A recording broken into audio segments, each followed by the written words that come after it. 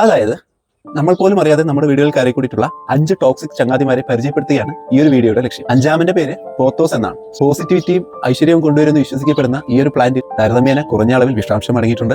നാലാമന്റെ പേര് rubber plant എന്നാണ്. നമ്മുടെ അകത്തളങ്ങൾക്ക് ഒരു പ്രീമിയം ലുക്ക് തരുന്ന ഈ ഒരു റബ്ബർ പ്ലാന്റും ചില സമയത്ത് ടോക്സിക് ആവാറുണ്ട്. ഈ ഒരു പ്ലാന്റിന്റെ ഇലകളോ തണ്ടുകളോ പൊട്ടിക്കുമ്പോൾ കാണുന്ന ഒരു പാലില്ലേ, ഈ ലാറ്റക്സ് ആപ്പ് തന്നെയാണ് അപകടകാരി. ഇവ ചെറിയ രീതിയിലാണെങ്കിൽ പോലും കണ്ണിലോ തൊലിപ്പുറത്തോ വീഴുമ്പോൾ ഇറിറ്റേഷൻ ഉണ്ടാവാൻ സാധ്യതയുണ്ട്. മൂന്നാമൻ ഏറ്റവും ജനപ്രിയനായിട്ടുള്ള പീസ് ലില്ലിയാണ്. അതെ, സമാധാനത്തിന്റെ സിമ്പിൾ ആയിട്ടുള്ള ഈ ഒരു പീസ് ലില്ലിക്കും ചെറിയൊരു ടോക്സിക് സ്വഭാവമുണ്ട്. ഇത് തൊടുന്നത് കൊണ്ടോ കിടപ്പുമുറിയിൽ സൂക്ഷിക്കുന്നത് കൊണ്ടോ യാതൊരു പ്രശ്നവുമില്ല. അകത്തേക്ക് പോകുമ്പോൾ മാത്രമാണ് ഇവൻ പ്രശ്നക്കാരനായി മാറുന്നത്.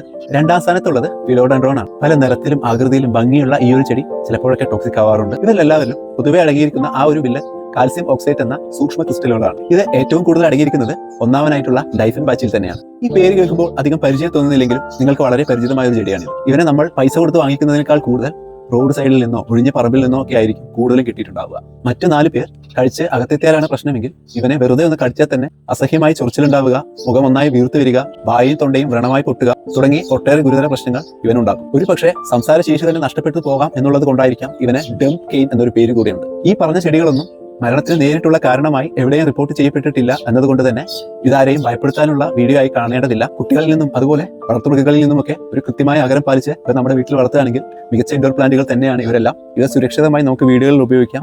ഇനി ഇവ അകത്ത് ചെന്നെന്ന് സംശയിക്കുകയോ ലക്ഷണങ്ങൾ കാണിക്കുകയോ ചെയ്തിട്ടുണ്ടെങ്കിൽ ഉടൻ തന്നെ വൈദ്യസഹായം ഉറപ്പാക്കുക. ഇത്തരം വീഡിയോകൾക്കായി ചെടിച്ചക്കൻ ചാനൽ ഫോളോ ചെയ്യുക. ഞാൻ നിങ്ങളെ ചെടിച്ചക്കൻ മറ്റൊരു വീഡിയോയുമായി വീണ്ടും കാണാം.